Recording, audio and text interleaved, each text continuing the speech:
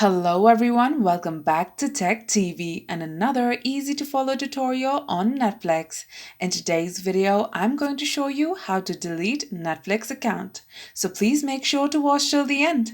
Subscribe to our channel Tech TV and ring the notification bell so that you'll get notified on our next interesting upload. So let's get on with it. To delete your Netflix account, you must send an email to the Netflix privacy team. So open your mail. It must be the one connected to your Netflix account.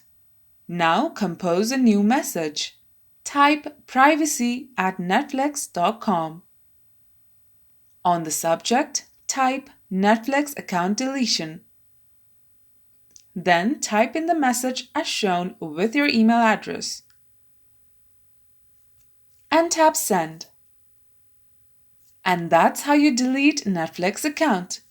If you liked the video, please leave a like and let me know if you thought it was helpful in the comment section down below. Thank you for watching and I'll be back with more interesting tutorials soon. Until next time.